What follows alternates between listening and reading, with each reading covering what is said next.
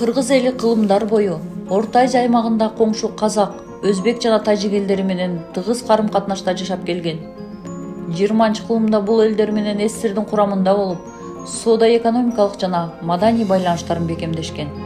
Ал эми эгемен көз карандысыз өлкөлөр Кыргыз Республикасы менен Тажикстан Республикасынын ортосундагы дипломатиялык мамилелер 1993 жылдын 14 январында түзүлгөн. Кыргыз Республикасынын Тажикстан Республикасындагы элчилиги 1997 жылы ачылып, биринчи элчи катары Асаналиев Эрик Ахматбекович дайындалган. Кийинки жылдары Тажикстандагы элчи катары Кыргызстандын ири мамлекеттик ишмерлери, чыгаан инсандары Мирослав Ниязов жана Жаныш Рустембековдор эмгектенишкен. Ошондой эле кесипкөй дипломаттар Турат Жунушалиев, Урмат Саралаев кыргыз-тажик мамилелеринин пайдубалын, негизин курууга элчи катары өз салымдарын кошушкан. 2022 жылдан тартып Тажикстандагы элчилик кызматын Кыргыз Республикасынын мурдагы тышкы иштер министри Эрлан Абдулдаев аркалап келүүдө. Элчиликтин алгачкы жылдардагы ишмердүүлүгү Тажикстанда жарандык согушту токтотууга, бул коңшу өлкөдө тынчтыкты орнотууга багытталып, Тажикстандын Жергетал районунда жашаган этникалык кыргыздардын арасынан аял жана балдарды Кыргызстанга эвакуациялоо менен байланыштуу болгон.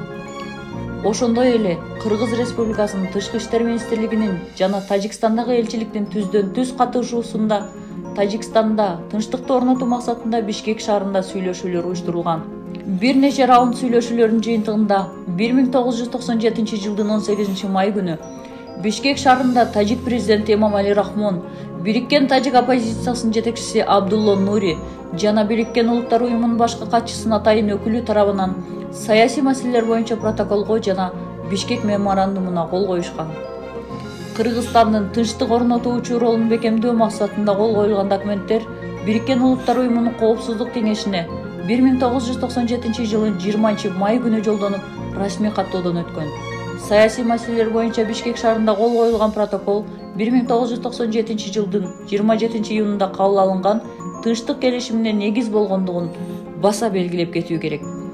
Бул өлкөдө жарандык согуш жүрүп жаткандыгына, коопсуздук маселелери бар экендигине карабастан, көз карандысыз мамлекеттер шериктештиги өлкөлөрүнүн мамлекет башчыларынын арасында алгачкы болуп, 1996 жылы Кыргыз Республикасынын президенти Аскар Акаев Тажикстан Республикасына расмий иш сапары менен келген.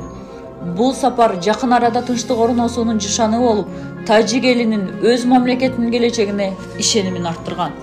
Эки тараптуу мамилелердин негизги принциптерин жана мүнөздөрүн аныктаган негизги документтер болуп, мамлекеттер аралык мамилелер жөнүндө келишим жана Кыргыз Республикасы менен Тажикстан Республикасынын ортосундагы ынак коңшулаштык жана өнөктөштүк мамилелер жөнүндө келишим саналат.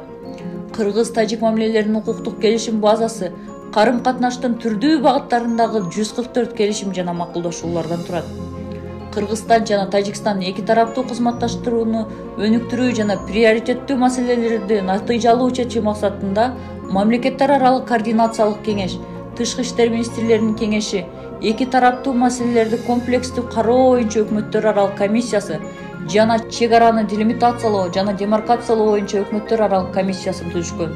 Кыргызстан менен Тажикстандын саясий багыттагы кызматташтыгы, Бириккен Улуттар уюму, көз карандысыз мамлекеттеринин шериктештиги, Жамааттык коопсуздук келишим уюму, Шанхай кызматташтык уюму, Ислам кызматташтык уюму жана экономикалык кызматташтык уюму сыяктуу эл аралык жана аймактык уюмдардын алкагында эки тараптуу жана көп тараптуу негизде өнүгүп келе жатат. Азыркы учурда мамлекет башчыларынын деңгээлинде активдүү диалог жүргүзүлүүдө. 2021 жылдын 28-29 июнь күндөрү Кыргыз Республикасынын президенти Садыр Жапаровдун Тажикстанга расмий сапары болуп өттү. 2023 жылда мамлекет башчыларынын 10го жакын жолугушуулары жана сүйлөшүүлөр өткөрүлдү. Мамлекеттик чек ара сызыгын сыпаттоо боюнча сүйлөшүү процесстери уланууда. Кыргыз Республикасынын жана Тажикстан Республикасынын бийлик органдарынын мыйзам чыгаруу бутактарынын ортосундагы кызматташтык эки тараптуу негизде да көз карандысыз мамлекеттердин шериктештиги, Жамааттык коопсуздук келишим уюму жана экономика кызматташтык уюмунун парламенттер аралык ассамблеялар аркылуу да колдоого алынууда.